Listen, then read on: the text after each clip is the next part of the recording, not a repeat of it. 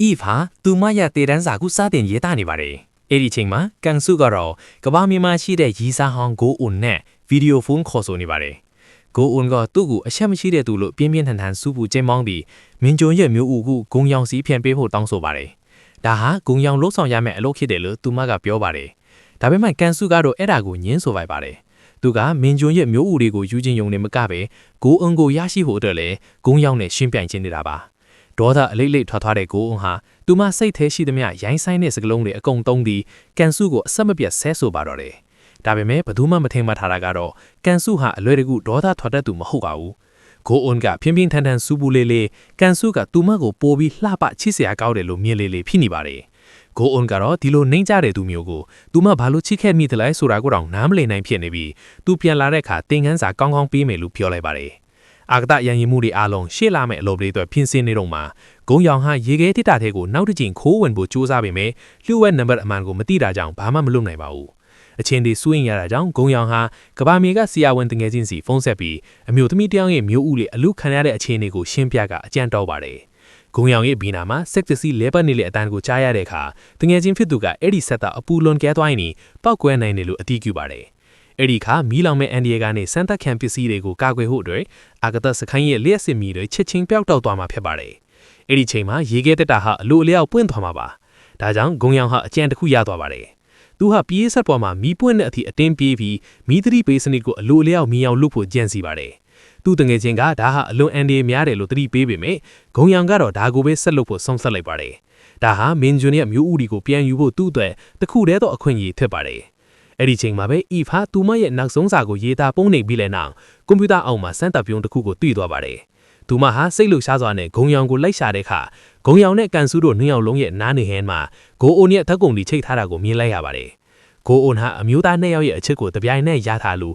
့အရန်ကန်ကောင်းတယ်လို့သူမကခံစားမိပါတယ်။အဲဒီနောက်မှာတော့ Eve ကစမ်းသပ်ပြုံးလေးကိုဂုံရောင်ကိုပြလိုက်ပါတယ်။အဲဒီထဲမှာတော့ရင်ကောင်တစ်ခေါင်ရဲ့မျိုးကွားတဲ့ရက်လက်လေးတွေပါရှိနေပါတယ်။အာဂတရဲ့ဆွဲအားမရှိအခြေအနေမှာအသက်စီဝဖန်တီရတာတကယ်မလွယ်လာကြောင်း Eve ဟာကလေးတစ်ယောက်လိုပျော်ရွှင်နေပါတယ်။ဒီအကြောင်းကိုကန်စုလုံးဝမသိစေချင်လို့သူမကဂုံရောင်ကိုတတိပေးပါတယ်။တည်သွားရင်အဲ့ဒီရင်ကောင်လေးတွေဟာရိုင်းဆိုင်တဲ့စမ်းသပ်မှုတွေနဲ့ရင်ဆိုင်ရမှာမဟုတ်လို့ပါ။ဂုံရောင်ကလည်းသူ့ပိုင်ဆိုင်မှုတွေကိုကန်စုကိုနောက်ထပ်အလူမခံတော့ဘူးလို့အခိုင်အမာပြောပါတယ်။ဂုံရောင်ဟာသူ့ရီးစားကြောင့်စိတ်မကြည်မလာနေရကိုတတိထားမိတဲ့ Eve ကကဘာမြေကိုပြန်ရောက်ရင်ဆွဲအားရှိတဲ့ပတ်ဝန်းကျင်မှာစုံကြမယ်လို့ပြောပြီးပြုံးပြပြီးသူမရဲ့တေတန်းစာကိုပေးလိုက်ပါတယ်။ဒီတာဝန်ပြီးရင်သူမကဘာမြေကိုဘေးကင်းစွာပြန်ရောက်နိုင်ပါမလားဆိုတာကိုဘယ်သူမှမသိနိုင်ပါဘူး။အဲ့ဒီချိန်မှာစမ်းသပ်ပြုံထဲမှာရင်ကောင်လေးတွေမျိုးပွားတော့မယ်ဆိုတာကိုမြင်ပြီး Eve နဲ့ဂုံရောင်ပါအရန်ကိုဝမ်းသာပျော်ရွှင်နေကြပါတယ်။နောက်ဆုံးမှာအာဂတထဲမှာလမ်းလျှောက်ပြီးအလုံးလို့ရမယ့်အချိန်ရောက်လာပါတယ်။ Eve နဲ့ကန်စုတို့တတ်မှတ်ထားတဲ့နေရာကိုထွက်သွားတဲ့အချိန်ဂုံရောင်ဟာရေးခဲ့တက်တာရှိတဲ့နေရာကိုသွားပါတယ်။သူဟာမင်းကျွန်းစီဖုန်းဆက်ပြီး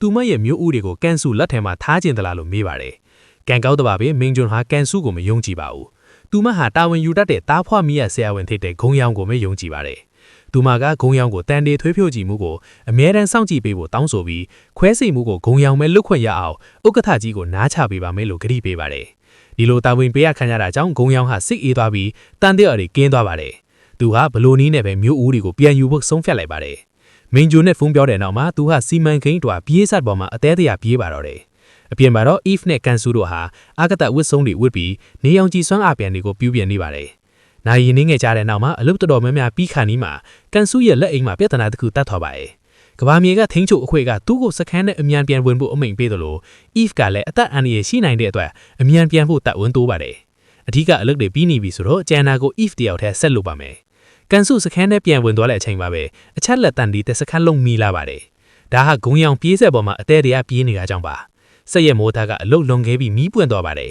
။ဂုံရောင်ခတ်မှန်းထားတယ်လို့ပဲအာဂတစခန်းရဲ့အရေးပေါ်စနစ်ကလျှက်စစ်မီးတွေဖြတ်တောက်လိုက်တာကြောင့်ဓာတ်ခွဲလမ်းတွေကရေခဲတက်တာတဲ့အတူအစစ်ပစ္စည်းတွေအကုန်ပွင့်သွားပါတယ်။ဂုံရောင်ဟာဒီအခွင့်အရေးကိုတုံးပြီးမျိုးဥတွေကိုအမြန်ယူပြီးသူ့ရဲ့တချင်းသားထောင်တဲ့ဆက်ထဲမှာဝှေ့လိုက်ပါတယ်။မီးခွဲတဲ့ထွက်ပြီးတကယ်မီးမလောင်တာကြောင့်မိနစ်အနည်းငယ်တွေမှာပဲအချက်လက်တန်ရပ်ပြီးမီးပြန်လာပါတယ်။တခြားသူတွေကတော့ဘာမှမသိလိုက်ရပါဘူး။မင်းကျွန်းရဲ့မျိုးဥတွေကိုပြန်ရလိုက်တာကြောင့်ဂုံရောင်ဟာအရန်ကိုစိတ်အေးသွားရပါတယ်။အန်ဒီယာတွေဖိသွားတဲ့အခါ Eve ဟာအဖေမှာကြံနေတဲ့ဖိပင်ရဲတွေကိုတယောက်တည်းဆက်လုပ်ပါတယ်။ဒါပေမဲ့မထင်မဲ့ပဲအလုတ်လုံနေခြင်းနဲ့အမားတစ်ခုဖြစ်သွားပါတယ်။သူမကင်ထားတဲ့ကရိယာဟာအာဂတတွေကိုလွင့်စင်းသွားပါတယ်။အဲ့ဒီလိုလွင့်စင်းသွားတဲ့ပစ္စည်းဟာအာဂတစခန်းကိုပြန်မှန်ရင်အန်ဒီယာရှုတာကြောင့် Eve ကလမ်းဖမ်းဖို့ကြိုးစားပါတယ်။ ဒါပေမဲ့ကန်ဆိုးစာပဲသူမဟာချေချောပြီးအာဂတတွေကိုလွင့်ထွက်သွားပါတော့တယ်ဒါဟာအလွန်စိုးရင်ရတဲ့အခြေအနေပါသူမချီထားတဲ့ဘေးကင်းရေဂျိုးကိုတုံးပြီးကိုထိန်းတဲ့နေအောင်ကြီးဆွမ်းအားပြန်ကိုလမ်းတိုင်တဲ့အခါသူမရဲ့လက်အိမ်ဟာပြန်ရဲ့အပိုင်းအဝေးတွေနဲ့ငိပြီးပေါက်ပြေးသွားပါတယ်စခန်းထဲကတငယ်ချင်းတွေက Eve ကိုပြန်ခေါ်ဖို့ကြိုးစားပေမဲ့အကွာအဝေးဝေးလွန်းတာကြောင့်ဘာမှမလုပ်နိုင်ပါဘူးဒီလိုသာဆက်ဖြစ်နေ Eve ဟာမိနစ်အနည်းငယ်အတွင်းမှာအောက်ဆီဂျင်ကိုကုန်ပြီးသေဆုံးသွားနိုင်ပါတယ်ပိုပြီးအန်ဒီရဲ့ကြီးတာကတော့သူမရဲ့လက်အိမ်ကပေါက်ပြဲနေတဲ့နေရာဟာပိုကြီးလာနေတာပါအာဂတဝတ်ဆုံစနစ်ကနေအောက်ဆီဂျင်ပမာဏလင်းမြန်ကျပါနေတဲ့သတိပေးချက်တွေဆက်တိုက်ထွက်ပေါ်နေပါတယ်အဲ့ဒီချိန်မှာပဲဂုံရောင်ဟာ Eve ကထားခဲ့တဲ့နှုတ်ဆက်စာကိုဖတ်နေပါတယ်စာထဲမှာသူမရဲ့ဘဝမှာအရေးကြီးဆုံးဖြစ်တဲ့သူမရဲ့မွေးစားဖခင်အမေရိကန်အာဂတရန်ရင်မှုအကြောင်းကိုပြန်ပြောပြီးရေးသားထားပါတယ်သူဟာအာဂတထဲမှာအလုပ်လုပ်နေချိန်လွတ်ဖို့ကောင်းဖက်တရန်ကိုကယ်တင်ဖို့အတွက်သူ့အသက်ကိုစွန့်စည်းသွားတာပါသူ့ရဲ့ဖခင်ဟာမသေးခင်စားတဆောင်ထားခဲ့ပါတယ်ကျဲပြောလာတဲ့စကြပြူထဲမှာအသက်စီဝတိုင်းဟာတန်ညီညပြီးအန်အောပွဲကောင်းတယ်လူသားတွေဟာဖျားသခင်မဟုတ်ဘူးဆိုတဲ့သူ့ရဲ့နောက်ဆုံးဆန္ဒကြောင့် Eve ဟာအသက်စီဝမှန်သမျှကိုတန်ဖိုးထပ်လာခဲ့တာပါသူမရဲ့တေးတန်းစားထဲမှာလည်းအသက်စီဝကအကြောင်းကိုပဲအထူးကရေးသားထားပါတယ်ဂုံရောင်ကိုဒဏ်ရာရထွားတဲ့တငယ်ချင်းတွေဓာခွက်လန်းတွေကကြွက်လီမျိုးလေးတွေနဲ့အခြားအရာတွေကိုတေးသေးချာချာဂယုစိုက်ပေးဖို့မှာကြားပါတယ်